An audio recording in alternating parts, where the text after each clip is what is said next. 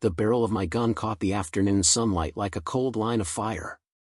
On the damp lawn, the woman stood frozen, her arms half-raised, the garden hose slipping from her fingers, spraying a thin arc of water across the grass. I could hear my own voice, dry as gravel, "Don't move." The air on Maplewood Terrace went still, as if the whole street was holding its breath. A few curtains shifted. A dog stopped barking, then crept back into the shadows of its porch. Everything, except the steady hiss of water, stood still. Hours later, people would argue about what happened during those 12 minutes, who was right, who was wrong, what the law said. But in that moment, there were only two heartbeats, hers and mine, pulsing out of sync like trains on tracks that would never meet. My name is Officer Grant Riley. 12 years on the force. I carried a badge on my chest that made me believe I knew what was right and acted on it. And then, this single moment shattered that illusion like glass. That morning had been like any other: cold coffee, the buzz of the radio, the gray sky over the precinct parking lot. I was raised in a family that believed order was the only way the world could work. My father was a cop too. He used to say, "The world only works when people know their place." He never taught me about the gray areas between the lines. I carried that creed into my oath at 21, into every patrol, and into this day. When dispatch called in, "Possible intruder at Maplewood Terrace, black female suspect in the yard at 4520, I didn't ask questions. Maplewood was the neighborhood that sent Christmas cards to the precinct, the one that smiled at cops and demanded order at the first hint of chaos. I killed the siren 2 blocks early. Surprise was always an advantage, or so I'd been taught. I turned onto the golden-lit street. Lawns trimmed like velvet. And then I saw her, white blouse, hair neatly tied, watering a row of roses. For a brief moment, she looked like a painting. Then training, judgment, and an invisible fear took over. I opened the door, stepped onto the curb, hand on my gun. Every story about me afterward would hinge on that single movement. "Stop right there," I shouted. My voice sliced through the fragile quiet. She turned, eyes wide, surprised, not guilty. "Excuse me? What's wrong? Hands up, now." A window opened, a pale curtain shifted. Across the street, old Frank Peterson was already on his porch, arms folded, as if he'd been waiting years for this exact scene. "This your house?" I barked. "Yes," she said calmly. "I live here." "ID. It's inside, on the kitchen counter. I moved in last night." "You can check." Frank's voice carried across the lawn, sharp and certain. I knew it. People like her don't belong here. I ignored him, though sweat had begun to bead inside my palm. "Go first." Slowly, I ordered. She walked ahead. I followed, close enough to control, far enough to feel safe. The door opened. The scent of paint and wood filled the air. On the kitchen island lay a folder, a ring of keys, a glowing phone screen. Her name printed in black, Dr. Anna L. Collins. The radio on my shoulder crackled before the words came. "Unit 34, confirm. Registered owner at 4520, Maplewood Terrace, Dr. Anna L. Collins." I froze. For one heartbeat, the kitchen expanded into a silent courtroom, and I was the defendant hearing the victim's name for the first time. My phone vibrated. Meeting reminder, 5 p.m., City Planning Director Dr. Anna Collins. I glanced at my watch. 4:48. 12 minutes. She didn't move, didn't retreat. Her gaze was level, unshaken, the look of someone used to facing authority. "You're the officer I'm meeting later today, aren't you?" she asked. I swallowed. My throat felt lined with paper. "When you ran here," she continued, "what did you see? A homeowner watering her garden, or a black woman standing in the wrong zip code?" I lowered the gun. The click of the safety echoed like thunder. "I'm sorry," I managed. She shook her head slightly. "An apology doesn't erase memory. It only names it." I had never feared words so much. Nor had I ever seen the pit I was standing next to so clearly. I turned toward the door. Frank was still waiting, his eyes cloudy with age but gleaming with satisfaction. "You got her, right?" he asked. I looked at him, at the way his lips pressed into the certainty of an old prejudice. "Go home, Frank," I said. He frowned. That wasn't the answer he expected. I climbed into my car and drove straight to City Hall. 12 minutes later, the conference room was empty, rows of chairs lined up like a classroom awaiting ghosts. At 5:15, the mayor entered holding a single sheet of paper. "Dr. Collins has withdrawn from the project," he said quietly. "She's filed a civil rights complaint against the department, and against you." That night, footage from my body cam hit the news. A single still frame froze everything: my gun, her raised hands, the thin spray of water slicing the lawn. That picture told the rest of the story. There was nothing left for me to add. I was suspended within 24 hours. Phone calls came like hailstones: reporters, strangers, people defending me, others condemning me. My wife turned off her phone. Friends left our group chat. My 14-year-old son refused to go to school after someone shared my photo in a meme. The house grew dark in the afternoons, not the darkness of night, but the kind that sucks the air out of your chest. On TV, they spoke about me as if I were an idea, not a man. Some called it systemic bias. Some said I followed procedure. Others said I was the scapegoat of an angry generation. I muted the sound. Through the glass reflection of the screen, I heard only her voice. 12 minutes ago, you were ready to kill me for existing." She'd said it softly, standing in her kitchen. That sentence followed me into every dream, into every morning when a glass slipped from my hand and shattered like everything I'd believed was solid. Frank Peterson went on local TV. He said I did the right thing. He said the neighborhood needed boundaries.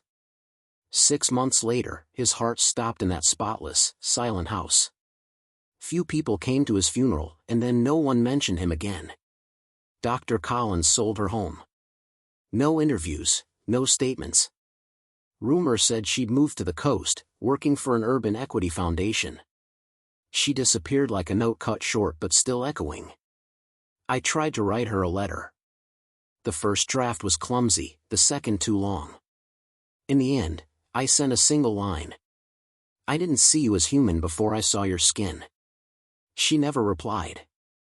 Maybe she didn't need my words, maybe what she needed was for me to live with what I'd done. Without a badge, I took a night shift guarding a warehouse on the edge of town. I learned to love the silence of stacked containers. Sometimes I caught my reflection on the metal, warped, pale, unfamiliar. One night, in the cracked mirror of the guardroom, I saw a stranger looking back, eyes hollow, shoulders sagging under invisible weight. "You did this," I told him. For the first time, I didn't mean the world. I meant myself. I began to read reports on implicit bias, memoirs of those who'd faced guns for simply being there. I drove through neighborhoods I used to pass too quickly. I parked, turned off the engine, listened, children laughing, bus brakes squealing, a screen door tapping in the breeze. I was relearning how to hear, like a child hearing their mother's footsteps on the stairs for the first time. Years passed. A community college invited me to speak about accountability in law enforcement. I almost said no. But maybe guilt, or maybe the need to give meaning to my ruin, made me accept. I stood before the class in a gray jacket, no badge, no belt. 12 minutes, I began. That's how long it took me to destroy everything I'd built. I told them about the call, the lawn, the silence after the radio confirmed the truth. I didn't soften it. I didn't say if only. When I finished, the room was so quiet I heard a pen drop. A young black cadet approached me. "Do you think she forgave you?" he asked. "I don't have the right to ask for forgiveness," I said. "What I can do is make sure as few people as possible ever need it." He nodded.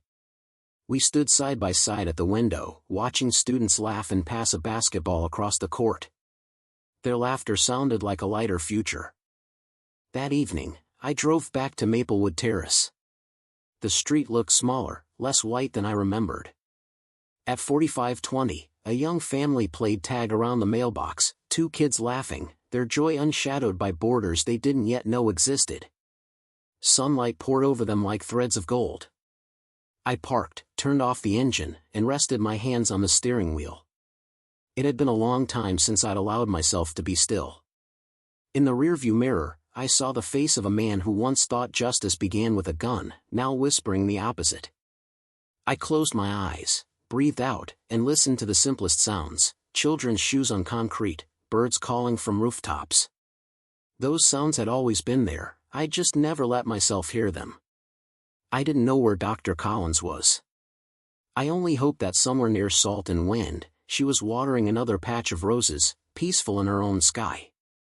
I started writing down what I'd learned, not as a preacher, but as a survivor drafting a rescue manual. I wrote about how a phone call can push someone to the edge if they answer it carrying shadows they never named.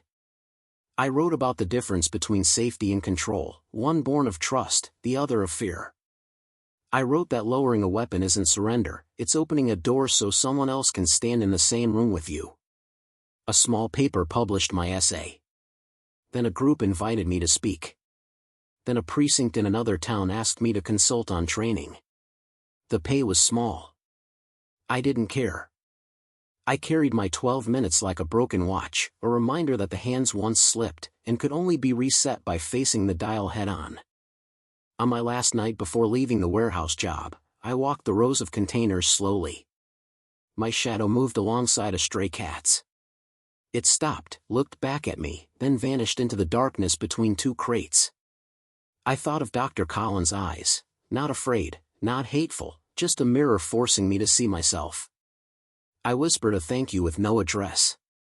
Not because I deserved grace, but because sometimes life gives you a strange mercy, pulling you to the bottom so you have no choice but to learn how to swim.